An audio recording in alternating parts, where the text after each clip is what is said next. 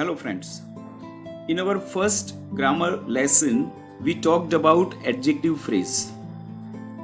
Today we are going to talk about adjective clause. So we will have a quick revision of adjective phrase. જ્યારે આપણે adjective ફ્રેઝની વાત કરી હતી ત્યારે આપણે એક બાબત સ્પષ્ટ સમજી ગયા હતા કે બોર્ડની પરીક્ષામાં તમને રેકગ્નાઇઝ ધ ફંક્શન્સ એવું પૂછવામાં આવે છે અથવા તો કમ્પ્લીટ ધ સેન્ટેન્સીસ ત્યાં કૌંસમાં ફંક્શનના નામ લખેલા હોય છે જેના આધારે તમારે વાક્ય પૂર્ણ કરવાના હોય છે અથવા તો ગીવ પ્રોપર રિસ્પોન્સીસ આવું આવે અને કૌંસમાં તમને ફંક્શન આપેલું હોય એ ફંક્શનના આધારે તમારે વાક્ય પૂર્ણ કરવાના હોય છે. જ્યારે વાત કરી ત્યારે સાથે સાથે એ બાબત પણ સમજેલા આપણે કે ફ્રેઝ કોને કહેવાય અને ક્લોઝ કોને કહેવાય. ફ્રેઝ એટલે શબ્દ સમૂહ. મેં અહીંયા લખેલું છે phrase means a group of words indicating something, કંઈક દર્શાવે છે એવો શબ્દનો સમૂહ છે જેને આપણે કહીએ છીએ adjective phrase. Now adjective phrase means a group of words giving more information about a noun. કૌંસમાં ગુજરાતીમાં લખેલું છે વિશેષતા દર્શાવતો શબ્દ સમૂહ. આપણે સાથે સાથે ભણેલા એડજેક્ટિવ ફ્રેઝ ક્યાં વપરાય છે, એનો ઉપયોગ વાક્યમાં કઈ જગ્યાએ થાય છે. મેં અહીંયા લખ્યું છે adjective phrase is placed after the noun. ગુજરાતીમાં આપણે એને સંજ્ઞાની પહેલા વાપરીએ છીએ. આકાશમાં ઉડતા પક્ષીઓ, વાત શાની કરી? પક્ષીઓની. તો કયા પક્ષીઓ? તો વિશેષતા દર્શાવતો શબ્દ સમૂહ આકાશમાં ઉડતા તે આપણે પક્ષીઓ સંજ્ઞાની પહેલા વાપર્યો. જ્યારે અંગ્રેજીમાં આપણે એડજેક્ટિવ ફ્રેઝ નાઉનની પાછળ વાપરીએ છીએ. એટલે આને જ્યારે આપણે અંગ્રેજીમાં કહીએ તો કહીશું the birds flying in the sky. Flying in the sky is a phrase. It gives more information about birds, so it is an adjective phrase. હવે એડજેક્ટિવ ફ્રેઝની બીજી વિશેષતા જોઈ લઈએ. Adjective phrase begins with present participle. Present participle એટલે વર્તમાન કૃદંત. વિશેષતા દર્શાવતા શબ્દ સમૂહની શરૂઆત વર્તમાન કૃદંતથી થાય. ઉદાહરણ આપેલું છે બોયઝ સિંગિંગ સોંગ્સ. આ જ બાબતને આગળ વધારીએ. Adjective phrase begins with past participle. Past participle એટલે ભૂતકૃદંત. ભૂતકૃદંતથી શરૂઆત થાય. ધ મેન, કયો માણસ? Invited as the chief guest, એટલે મુખ્ય મહેમાન તરીકે અથવા તો મુખ્ય અતિથિ તરીકે આમંત્રિત વ્યક્તિ. આ પાસ્ટ પાર્ટિસિપલથી શરૂ થયું છે, ઇન્વાઇટેડ. પછી આપણે જોયું હતું adjective phrase begins with prepositions. In, on, under, of, for, from, with, without, by, behind, between, આવા ઘણા બધા પ્રેપોઝિશન્સ આપણે વચ્ચે એક લેસનમાં જોયેલા છે. તો અહીંયા આપેલું છે ધ બુક. કયું પુસ્તક? The book in your hand, તારા હાથમાંનું પુસ્તક. અને ચોથી બાબત હતી adjective phrase begins with article the. Mr. Shah, the trustee of our school. Mr. Shah, the trustee of our school. તો the trustee, the article લાગ્યો છે અહીંયા. આ એડજેક્ટિવ ફ્રેઝ બતાવે છે. સો એડજેક્ટિવ ફ્રેઝ સ્ટાર્ટ્સ અથવા તો begins with present participle or past participle or prepositions or article the. આ બાબત આપણે ભણી ગયેલા છે અને આપણે ધ્યાનમાં રાખીશું. એટલે કમ્પ્લીટ ધ સેન્ટેન્સીસમાં તમે એડજેક્ટિવ ફ્રેઝનો ઉપયોગ કરીને પણ ડિસ્ક્રાઇબિંગ પર્સન અથવા તો થિંગ કહી શકો. અને હવે આગળ ભણીએ છીએ એડજેક્ટિવ ક્લોઝ, એટલે ક્લોઝનો ઉપયોગ કરીને પણ આપણે ડિસ્ક્રાઇબિંગ અ પર્સન અથવા તો ડિસ્ક્રાઇબિંગ અ થિંગ કહી શકીએ છીએ. આગળ વધીએ. Before we begin adjective clause, let's just talk about a clause. What is a clause? A clause is a sentence indicating something related to the other sentence. એવું વાક્ય જે બીજા વાક્ય સાથે કાંઈક દર્શાવવા માટે જોડાયેલું છે. મેં તમને વાત કરેલી છે ક્લોઝમાં મુખ્ય વાક્ય, ગૌણ વાક્ય આવું હોય છે. હવે આપણે એડજેક્ટિવ ક્લોઝ શરૂ કરીએ ત્યારે હું સાથે સાથે તમને એડજેક્ટિવ ફ્રેઝનું પણ રિવિઝન કરાવીશ જે આપણે પહેલા વિડીયોમાં જોઈ ગયેલા છીએ. That girl is my classmate. She is talking to that old man. હું એમને આવું વાક્ય બોલ્યો હોઉં, that girl is my classmate, અને ત્યાં 5-6 છોકરીઓ હોય, that તો એક વચન માટે વપરાય છે, તો આમાંથી કઈ ખબર પડે નહીં. તો હું તમને એના વિશે વધારે માહિતી આપું છું જેથી તમને વાત સ્પષ્ટ થાય કે હું કઈ છોકરીની વાત કરું છું. She is talking to that old man. હવે તમે જુઓ કે ગરડા વ્યક્તિ સાથે સો એન્ડ સો ગર્લ વાત કરી રહી છે એટલે થોડું સ્પષ્ટ થાય. તો હવે આ બે વાક્ય બોલવાના બદલે એને એડજેક્ટિવ ફ્રેઝ જે આપણે ભણ્યા છે તે રીતે જોડીએ તો શું કરીશું? The girl talking to that old man is my classmate. Talking to that old man A adjective phrase છે. હવે એને ક્લોઝમાં બતાવવું છે તો ગુજરાતીમાં આપણે બોલીએ છીએ જે, આ રીતે બોલીએ છીએ, જે ત્યાં ઊભું છે, જે ફલાણી વ્યક્તિ સાથે વાત કરી રહી છે, આવું બોલતા હોઈએ છે. તો એ જ રીતે અહીંયા જોડીએ છીએ ધ ગર્લ, કઈ છોકરી, who is talking to an old man is my classmate. See, who is talking to an old man, આ આખું વાક્ય છે.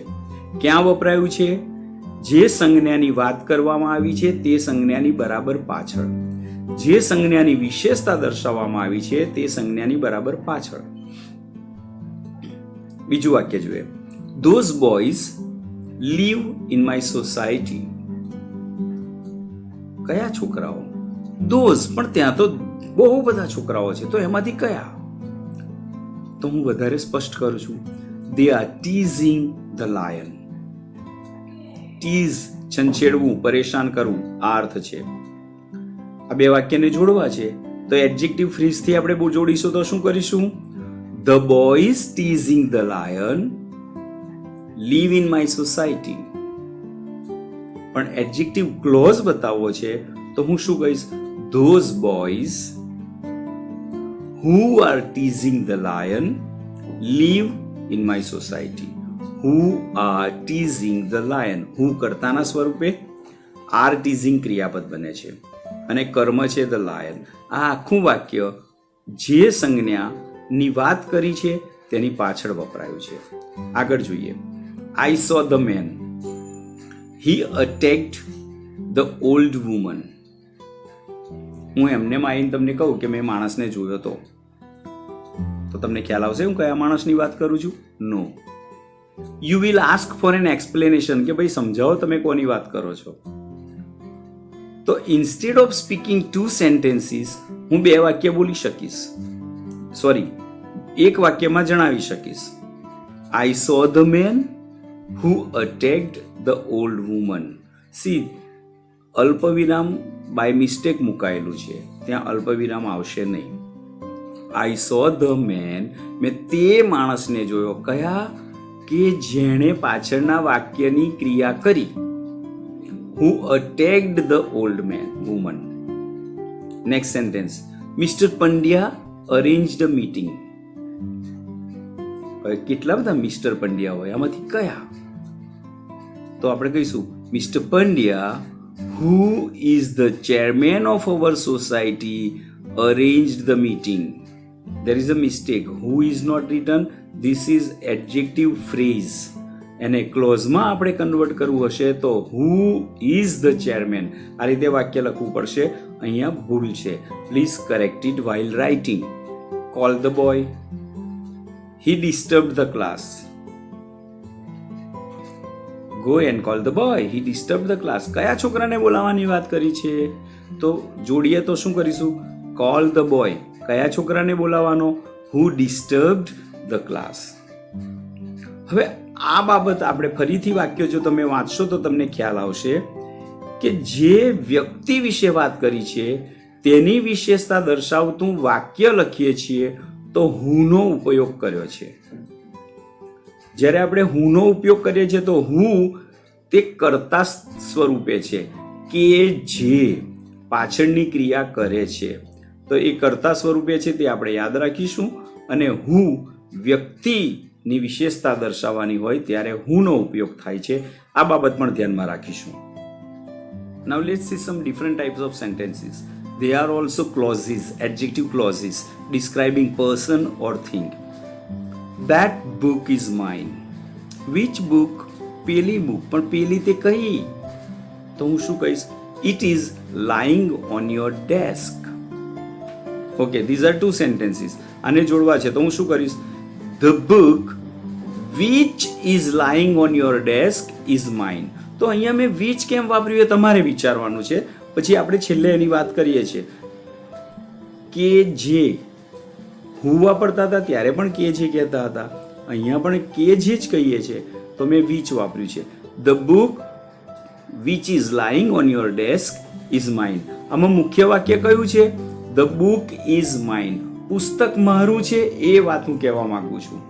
પુસ્તકની વિશેષતા દર્શાવવા માટે મેં વાક્ય વાપર્યું છે which is lying on your desk. એ વિશેષતા દર્શાવતું વાક્ય છે. આગળનું વાક્ય જોઈએ. I bought the dress. કયો ડ્રેસ ખરીદ્યો? It had been displayed in the showroom. હવે ખ્યાલ આવે મેં કયો ડ્રેસ ખરીદ્યો? It had been displayed. તો અહીંયા પાછળનું વાક્ય કયા શબ્દની વિશેષતા દર્શાવે છે? ડ્રેસની. તો વિશેષતા દર્શાવતું વાક્ય પણ જે સંજ્ઞાની વિશેષતા દર્શાવે છે તેની પાછળ આવે છે એડજેક્ટિવ ફ્રેઝની જેમ જ. એટલે જોઈએ, I bought the dress which had been displayed in the showroom. Next sentence. She wore a dress. તો ડ્રેસ તો પહેરે જ ને, પણ કયો ડ્રેસ? આગળ જોઈએ. It was gifted by me. હવે ખ્યાલ આવશે. She wore the dress which was gifted by me. Which was gifted by me is an adjective clause. એ ડ્રેસની વિશેષતા દર્શાવે છે. આગળનું વાક્ય જોઈએ. We sell toys. They are made in India. દુકાને તમે અમારી આવો તો અમે રમકડા વેચીએ છીએ, પણ તમને ઈચ્છે એવા નહીં. કેવા રમકડા વેચીએ છીએ? તો હું કહીશ they are made in India. Let's join these two sentences. We sell toys which are made in India. જે ભારતમાં બનાવવામાં આવે છે તે જ, બીજા નહીં. We are Indians. Okay, next sentence. The tiger was caught. It was a man-eater. કેટલા બધા ટાઈગર્સ હોય? હવે હું કહું કે the tiger was caught.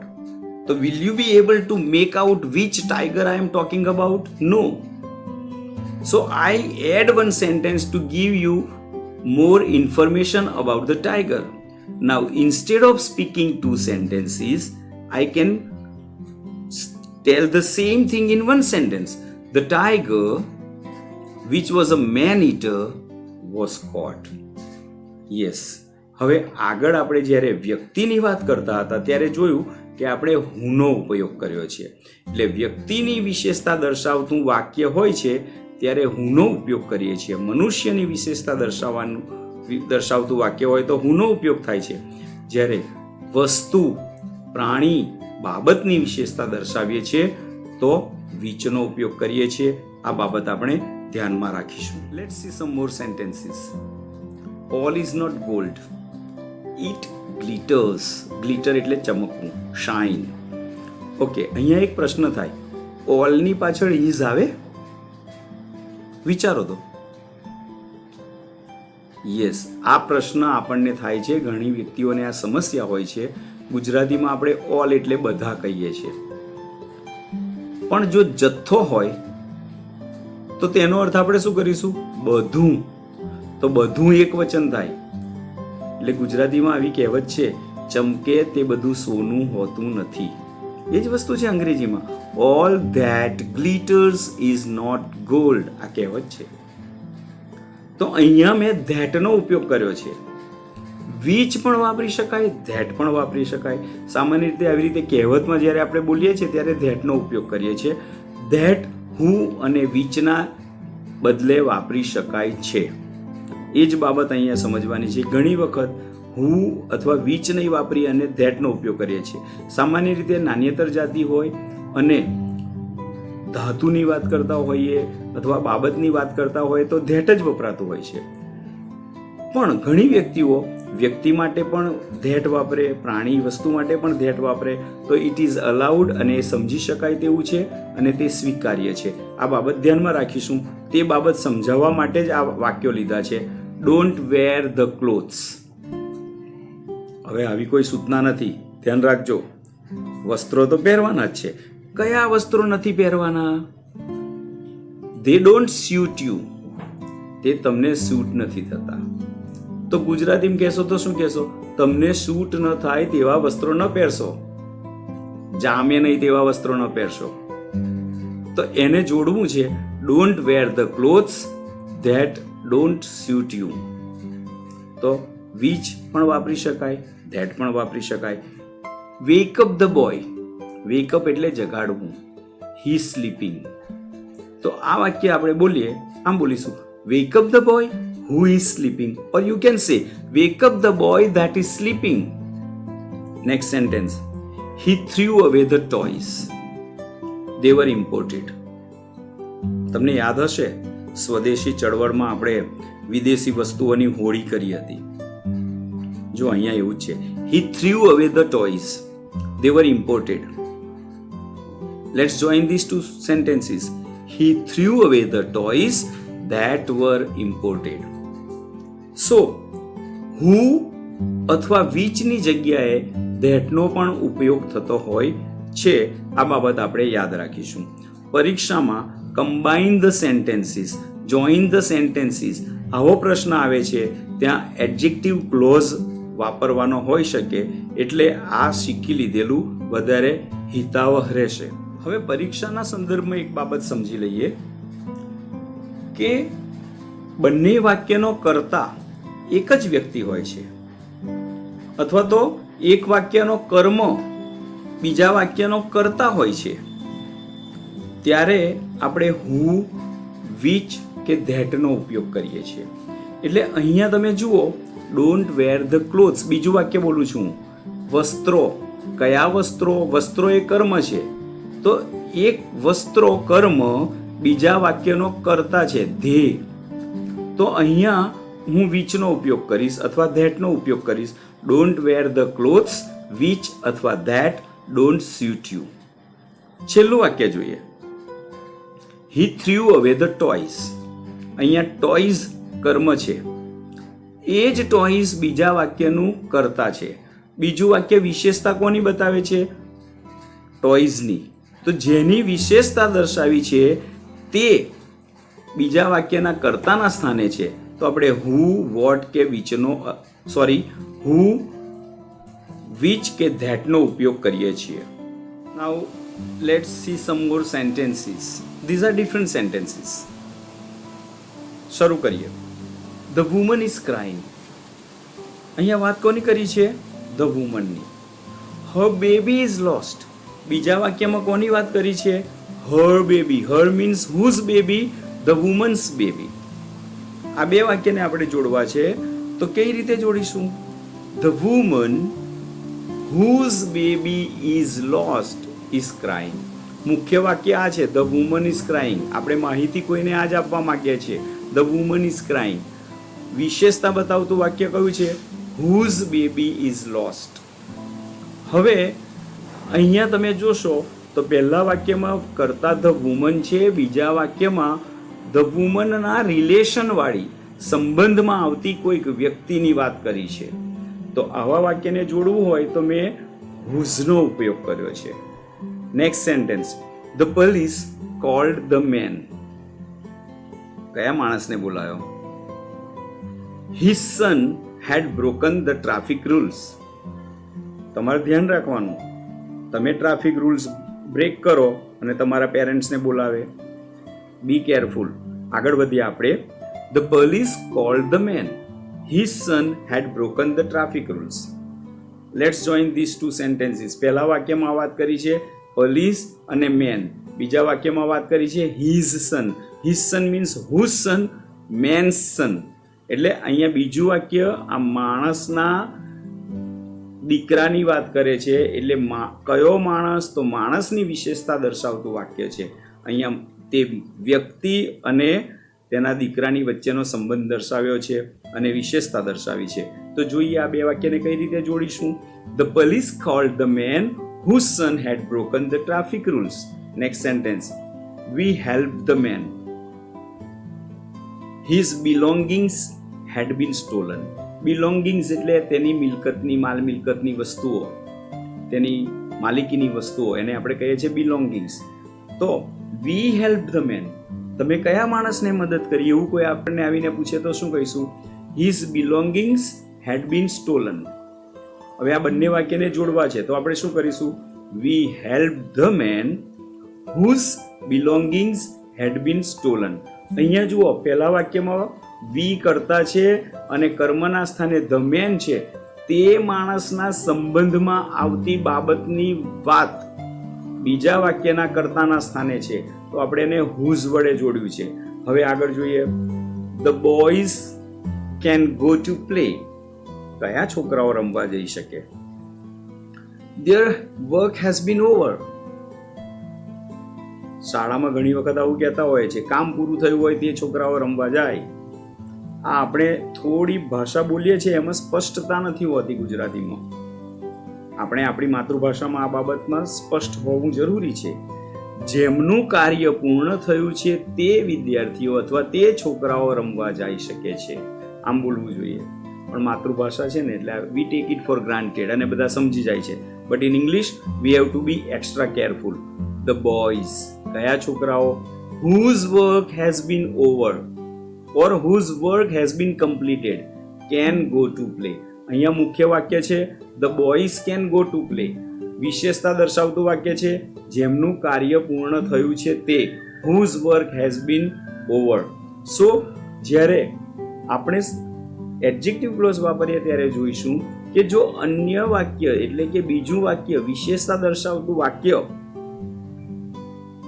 આગળ જેની વિશેષતા દર્શાવવાની છે તેની સંબંધવાળી વ્યક્તિ કે વસ્તુની વાત કરે છે તો whose નો ઉપયોગ કરીશું. Let's see some different sentences. They are also adjective clauses. જોઈએ. The principal called the boy. કર્તા the principal. ક્રિયાપદ called. કર્મ the boy. હવે હું આવું કહું કે પ્રિન્સિપલે છોકરાને બોલાવ્યો તો તમને ખ્યાલ આવે કયા છોકરાની વાત કરું છું? No, you won't be able to understand. વધારે માહિતી જોઈશું તો હું માહિતી આપું છું. The peon had beaten him. સામાન્ય રીતે આવી ઘટના બનતી નથી પણ બની, માનો કે ધ પ્યુન હેડ બીટન હિમ. હવે અહીંયા જુઓ, કરતા છે ધ પ્યુન, હેડ બીટન ક્રિયાપદ, હિમ એ કર્મ. હિમ કોના માટે વપરાયું છે? ધ બોય માટે. તો બોયની વિશેષતા બતાવી છે બીજા વાક્યમાં, પણ બીજા વાક્યના કર્મના સ્થાને બોય છે. આવા વાક્યને જોડવા હોય તો શું કરીશું? The principal cold the boy whom the pune had beaten. whomનો અર્થ આપણે ગુજરાતીમાં કરીશું તો શું કરીશું? કે જેને. તો આપણે કહીએ જેને તો એ કર્મ આવે છે, આ યાદ રાખશું. Next sentence.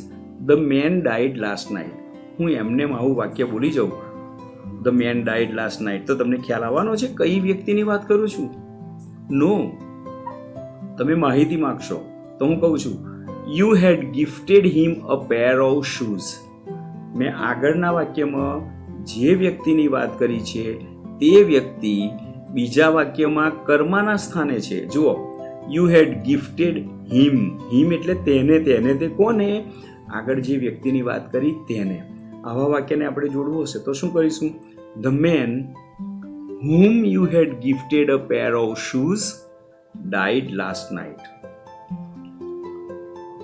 whom you had gifted a pair of shoes એ એડજેક્ટિવ ક્લોઝ છે, વિશેષતા બતાવતું વાક્ય છે.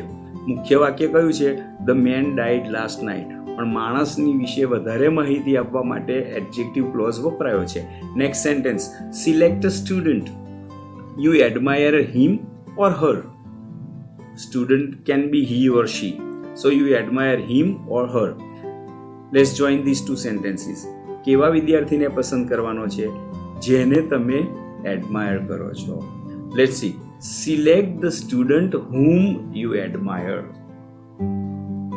Next sentence. I met the boy. The President of India gave him an award. આગળ વાત કરી છે ધ બોયની. બીજા વાક્યમાં તે બોય વિશે વધારે માહિતી આપી છે. The president of India gave him an award. કોને? છોકરાને. તો આ પહેલા વાક્યમાં જે બોય છે તે બીજા વાક્યમાં કર્મના સ્થાને છે, તો ત્યાં આપણે whom નો ઉપયોગ કરીશું. I met the boy whom the president of India gave an award. So adjective phrase દર્શાવવા માટે પહેલા આપણે જોયું કે present participle, past participle, preposition અને આર્ટિકલ ધ નો ઉપયોગ કરીએ છીએ. અને એડજેક્ટિવ ક્લોઝિસ દર્શાવવા માટે who, which કે that, whose અથવા whom નો ઉપયોગ કરીએ છીએ. જે યથાસ્થાને યોગ્ય હોય તે વાપરીએ છીએ. હવે અહીં સિમ્પલ સેન્ટેન્સીસ આપેલા છે, એને હું એડજેક્ટિવ ક્લોઝમાં કન્વર્ટ કેવી રીતે કરવા તે બતાવી રહ્યો છું. હેમા હેલ્પ્ડ અ લિમ્પિંગ બોય. ખોડંગાતો છોકરો. કેવો છોકરો? લિમ્પિંગ. આ વિશેષતા દર્શાવતું વાક્ય છે. આ સાદું વાક્ય છે, આમાં કર્તા ક્રિયાપદ કર્મ જ છે. એને મારે ક્લોઝમાં ફેરવવું છે. કેવો છોકરો તો વિશેષતા દર્શાવતું વાક્ય બનાવવું છે. તો હું શું કરીશું? Hema help the boy who was limping. આખું વાક્ય મેં બનાવ્યું. કેવો છોકરો તો કે લિમ્પિંગ બોય, એટલે હુ વોઝ લિમ્પિંગ. ક્રિયા ચાલુ હતી પણ ભૂતકાળની વાત હતી એટલે મેં વોઝ લિમ્પિંગ આઈએનજી વાળું રૂપ વાપર્યું. આગળ વધીએ. Read the underlined sentences. આ તમને સૂચના આપી છે. રીડ ધ અંડરલાઇન્ડ સેન્ટેન્સીસ એટલે તમારે કેવા વાક્યોને વાંચવાના છે. તો હવે જો હું તમને આખા વાક્યમાં જવાબ આપો એમ તો કહું તો તમે શું કહેશો? જે વાક્યોને અંડરલાઇન કરવામાં આવ્યા છે તે. આખું વાક્ય તમે ગુજરાતીમાં બનાવ્યું કે નહીં, તે જ વસ્તુ અંગ્રેજીમાં છે. રીડ ધ સેન્ટેન્સીસ ધેટ અથવા વિચ આર અંડરલાઇન્ડ. હવે અહીંયા આપણે યાદ રાખીશું ધેટ એક ક્લોઝ બનાવવા માટે વપરાયું છે. એટલે એવું નહીં કહેવાનું કે સેન્ટેન્સીસ બહુવચન છે તો આપણે ધોઝ વાપરીએ. નો, ધેટ એક કનેક્ટિવ તરીકે, કન્જંક્શન તરીકે વપરાયેલું છે, ક્લોઝિસ માટે વપરાયેલું છે, તો ત્યાં બહુવચન વાપરતા નથી. Next sentence, don't use torn paper. ત્યાં એક ભૂલ છે. અ ટોર્ન પેપર વાપરવું જોઈએ, આર્ટિકલ અ હોવો જોઈએ. કેમ? કારણ કે પેપર એક વચન છે અને એક વચન હોય તો આર્ટિકલ અ હોવો જોઈએ. There is a printing mistake, please correct it. હવે આને આપણે સુધારવું છે. આને આપણે ક્લોઝમાં પરિવર્તિત કરવું છે. તો શું બોલીશું? Don't use the paper. કેવું પેપર ના વાપરશો? જે ફાટેલું છે, વર્તમાનકાળ છે એટલે શું કરીશું? Which is torn. હવે આ જ વાક્ય જો ભૂતકાળમાં હોય, હું એમ કહું I did not use a torn paper, તો ભૂતકાળ છે તો હું શું કરીશ? I did not use the paper which was torn. જે ફાટેલું હતું. આ યાદ રાખીશું. કાળ પ્રમાણે આપણે ક્રિયાપદ ક્લોઝમાં મૂકીશું. આગળ જોઈએ. વી can't catch a flying bird. આને આપણે જોડું અને આપણે ક્લોઝમાં પરિવર્તિત કરવું છે. તો શું કહીશું? વી કાન્ટ કેચ ધ બર્ડ. કયા પક્ષીને ના પકડી શકીએ? ગુજરાતીમાં તો તમે સરળતાથી બોલશો જે ઉડી રહ્યું છે તે અથવા જે ઉડે છે તે. એ જ વસ્તુ અંગ્રેજીમાં છે. We can't catch the bird which is flying. Simple. Next sentence, support the injured man or help the injured man. ઘવાયેલો વ્યક્તિ, injured. Let's convert it into clause. Support the man who is injured. એટલે ક્યારેક આપણે આ બાબત ધ્યાનમાં રાખીશું કે માત્ર વિશેષણ દર્શાવવાથી સાદું વાક્ય પણ બની શકે છે અને તે જ બાબત આપણે એડજેક્ટિવ ક્લોઝની મદદથી પણ કહી શકીએ છીએ. અને કોઈકે એડજેક્ટિવ ક્લોઝની મદદથી વાક્ય કહ્યું હોય તો આપણને સમજણ પડવી જોઈએ કે આ એડજેક્ટિવ ક્લોઝ છે. You have some work for practice here. You have to fill in the blanks. I will show you how, but remember you have to fill in the blanks to complete the sentences as adjective clauses. So you can use who, which, whose, whom, that, whichever is suitable. You have to use it. I will do one sentence for you. My friends arranged a party. Dash surprised me. અહીંયા વાત શાની કરી છે? પાર્ટીની. અને એની પાછળ તરત શું આવ્યું? સરપ્રાઇઝડ ક્રિયાપદ આવ્યું. તો જે આ પરીક્ષા માટે આ વસ્તુ એક ધ્યાનમાં રાખવાની છે કે જ્યારે આવી રીતે સંજ્ઞા પછી ખાલી જગ્યા અને પછી ક્રિયાપદ આવતું હોય ને એડજેક્ટિવ ક્લોઝ હોય તો ત્યાં હું અથવા વિચ આવે. હું અથવા વિચ, અહીંયા પાર્ટી એ વ્યક્તિ નથી એટલે આપણે વિચનો ઉપયોગ કરીશું. My friends arranged a party which surprised me. હવે બાકીના વાક્યો તમે જાતે કરી શકશો એવી મને ખાતરી છે. So this is homework for you. You do it and keep on practising adjective clause. કારણ કે 12મા ધોરણમાં કમ્બાઇન ધ સેન્ટેન્સીસમાં એડજેક્ટિવ ફ્રેઝીસ અને એડજેક્ટિવ ક્લોઝનો ખૂબ ઉપયોગ થતો હોય છે અને એ વસ્તુ આપણને થોડી અઘરી લાગતી હોય છે. But using adjective phrase and adjective clauses you can combine sentences very easily. So watch this video again and again and practice these sentences. Thank you.